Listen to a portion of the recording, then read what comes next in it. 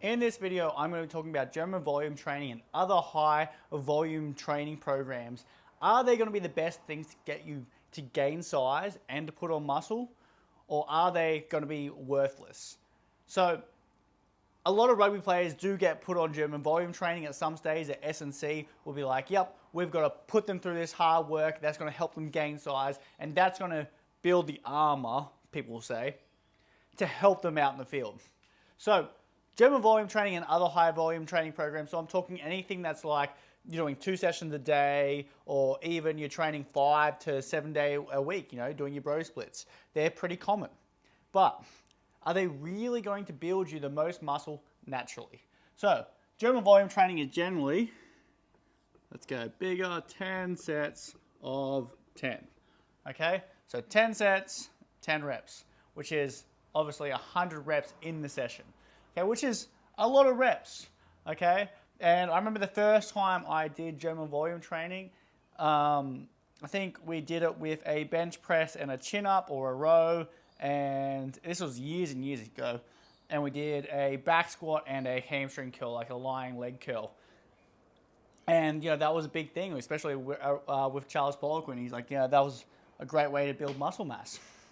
And at the time, that's what I thought to be true, and I did it. I think I even had some clients do it as well along with us, and it was tough. Mentally, it's really draining. It takes quite a long time just to get through those 10 sets of 10, even if you pair it up with something. So doing an A1, A2. So say you do A1 is your back squat, and you may rest for, at least 150 seconds. You'd want at least 150.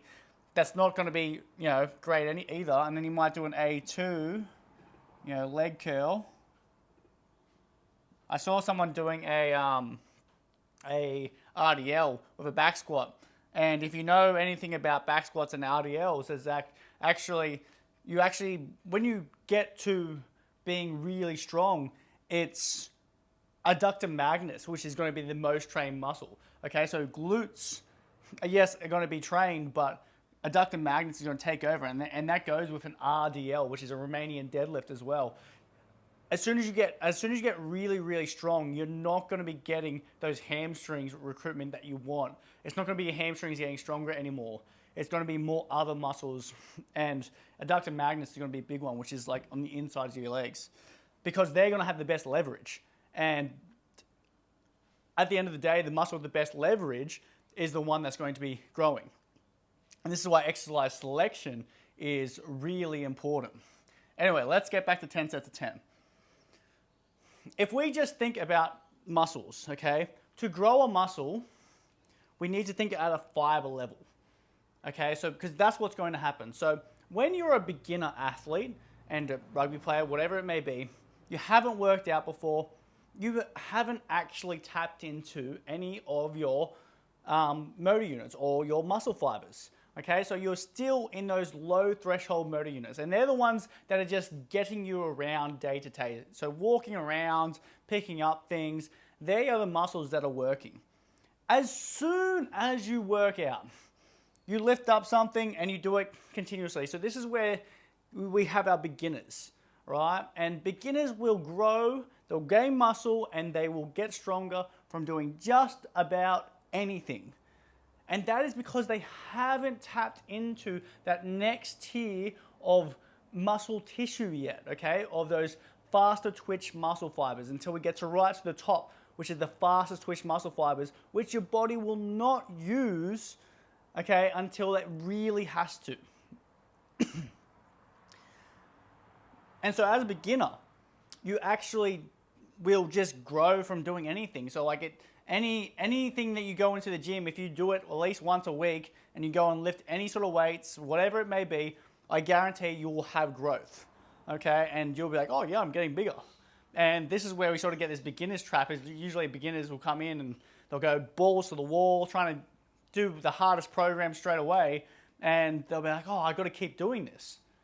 And that's not really how it works, okay? So how it works is we've got to actually keep tapping into to keep getting that growth, those higher and higher and higher and higher threshold motor units, okay, those faster twitch muscle fibers.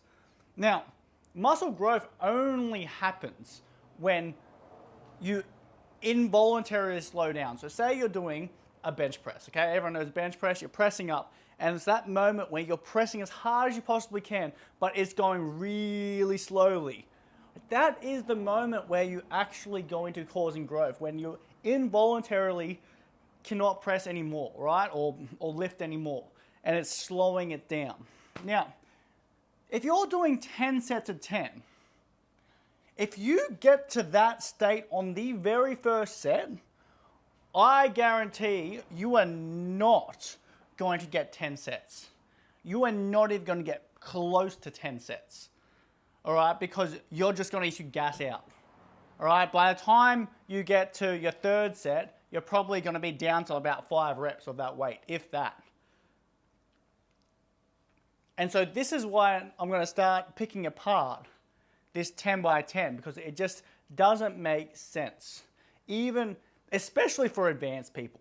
All right, beginners will get more growth from this than an advanced person. Obviously, advanced people have less area to grow from. And when I say advanced, it's how long you've been training for properly. How much has that muscle fiber actually been tapped into? So like, you could be an advanced person, but maybe you haven't tapped into your calves ever.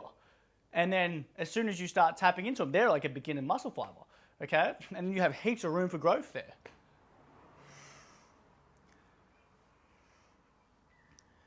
So your first set, okay, so your first set on any muscle is actually your best set for hypertrophy. Okay, that will bring the most growth out of anything. So if we think of one set, okay, so say we just did one set of 5. Okay, if we did one set of 5, okay, and that fifth, you couldn't do a 6. Okay, you could do no more. You could only do 5, and that 6, you would have failed. You put the bar back down, cool. You did 5 reps. Now, it would take you another 5 sets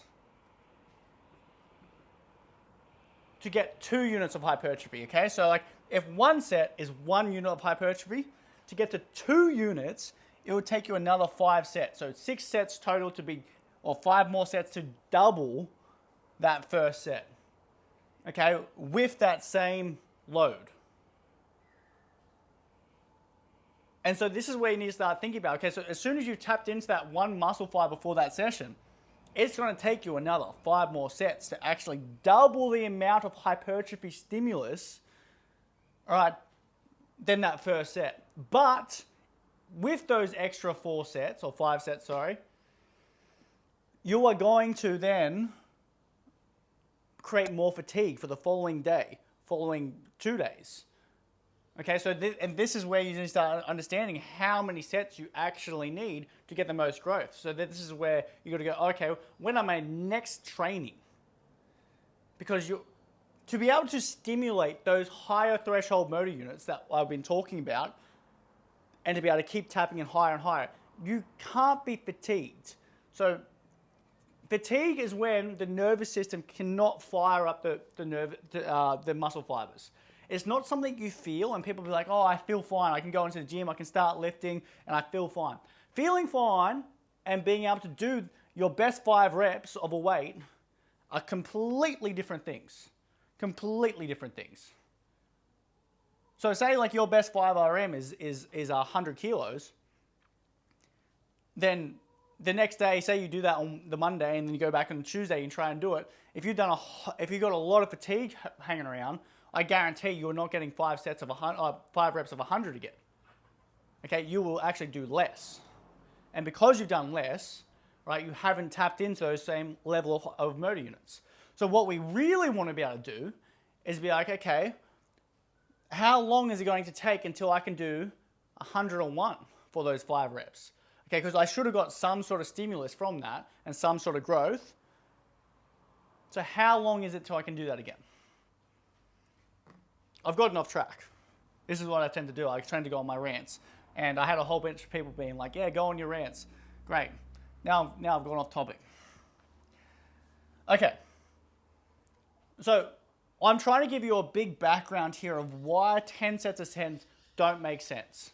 Okay, because realistically, you're not going to get a lot more growth from that 10 sets from that one set. Yes, you will get more, right? But every set you do, the stimulus goes down. Okay, and from this 10 sets, so if I do 10 sets of 10, it is going to take me at least 4 days to 5 days where my body is fresh enough again to be able to do the same thing. It might even take a week for 10 sets of 10. Okay, and that's because there's more muscle damage, okay, and more metabolite accumulation, right, which takes you a long time to actually recover from properly, where you can do the same weight again, or if not, you should be able to do more, because that is the whole point of getting stronger and building muscle, is that you can actually keep getting more and more and more. It's like these slow accumulations. And so I know a lot of rugby players that have been given German volume training over the years, or they do a lot of high volume training to try and put on as much muscle mass as possible. But I'm telling you, you could do it way better by doing less, and that's why I put out my free program. So if you're really wondering how we do it, I put out a free program, like my best just strength exercises that will gain hypertrophy, right? And I've told you how to actually progress this week to week, so you're not going too far. The thing is, you just have to follow it. It's 3 days a week. And I think 3 days a week with full body is by far the best way to program, as long as you follow it and you don't do too much. Because if you do too much, by the time you get to the next session, you are not going to be fresh again. But yeah, I put it out there for free because I just sick of the way people train. Like, I watch people how they train, and I go, pfft. And I remember how I used to train, and like, it just wasn't good enough. Like, there was just so much stuff out on the internet, and the internet's just full of people who've been using roids for many years. Whereas before roids, the guys were nearly just as strong, but they trained way less. And if you think about, if you're playing rugby, then you realistically need to be really good at your skill. Okay, so whatever your skill is that you need to be good at, and there's a whole host, like, I think everyone could get a lot out of, rather than going to the gym so much, doing their 4 or 5 days a week in the gym, they should be doing more wrestling sessions. They should be doing more tackling sessions. If you do that and you really hone in on the fine details of tackling and wrestling, especially as a team, if a team does that, then as you get tired, the more you've drilled something in your head, then the less that you actually need to think about it, and it just happens out in the field. Like, you just start tracking properly. You put people on the right side. You do everything right. Much more. Okay, and fatigue from the game won't play as big of a part if you have drilled those skills. It's just like kicking. Okay, so like, you think kickers practice and practice because they know at some point they're going to be tired in the game, and then they just have to do it off feel. Okay, it's the same thing for tackling. It's the same thing for scrummaging. So how you get strong can be really streamlined. And so I know that 10 sets of 10, it makes no sense. It doesn't make any sense for you to do that much. And even if you're going to train twice a day, think about training twice a day. What's that mean? By that afternoon session, you've got a whole bunch of muscle damage hanging around. What's that muscle damage going to do? That muscle damage is going to bring inflammation. Inflammation is going to stop you being able to recruit the muscles that you want, so the muscle fiber. Okay, so you might be near your best, but not at your best. And if you're not at your best, then that is going to impact how much size and strength you'll actually put on. So you'll be better off being fresher, doing 3 or 4 days a week instead, and just making sure you have really good quality of sets. And so, like, if you're really wondering, like, go and check out my free program. Download Rugby Development Coach. It's pretty much all over the world now. There's a free program there. The only difference between that program and my paid programs is that obviously the paid programs are monthly, and each month we go into a different phase of either, if it's muscle mass, we're targeting a slightly different area. So we might target 1 month more chest, and back, and then 1 month might be more delts. Okay, it doesn't mean we don't do everything. Some things just need to go into a bit of maintenance compared to, and we can grow something else. And the same, and it has the power and the speed work. And the same as the speed work. The speed work, we go through different phases of really focusing on a level of speed. So we might be doing our hang power cleans into our power clean, which is going to be quicker, into our whatever jumps we're doing, okay? And so each month, we will be changing the stimulus of where we're actually focusing on and how much speed we're focusing on. And so this is where programming actually I really enjoy programming, is being able to take people through those different progressions month to month. And realistically, month to month, you shouldn't have big changes. There should be really slight changes, because you know what happens month to month is if you change a lot of things, then you have a whole bunch of time where your coordination is the thing that's going to be getting better. So in the first couple of weeks of you doing a program or a new exercise, it's actually coordination that will get better. Even if you're an advanced athlete and you've done this exercise a lot, if you haven't done it for a while, so I haven't done back squats for over 6 months. So I know if I went back to it right now, I'm a lot stronger than I was 6 months ago because of all my front squats. My back squat would have gone up, but it would take me probably 2 weeks of doing it until my coordination had then caught back up where I would really get something out of it. Wow, there's a lot of information here. If you've been following along with this, I know I got my whiteboard out. I plan to write more on my whiteboard, but I think this will do for this session. And I think you get the point that 10 sets of 10 is just way too much. And just go and check out the free program. You will get way more hypertrophy. You'll get way more strength than doing something like that. And any of those other high volume stuff. And there's this big push right now to work harder than everyone else. Well, yeah, work hard, but you work smarter. Work smarter. What's going to bring you the best results on the field? What is it really? And I guarantee you that doing 5 to 7 gym sessions ain't going to be much. And I know a lot of S&Cs love to really smash people and really make them work hard because they think that's going to make them mentally tough out in the field. But I don't think that's how you create mental toughness at all. I totally disagree with that. I think there's a lot of better ways to make someone mentally tough. Anyway, if you've liked it, please download Rugby Development Coach. Share it with your friends. You can make a team. You can verse everyone. It's free.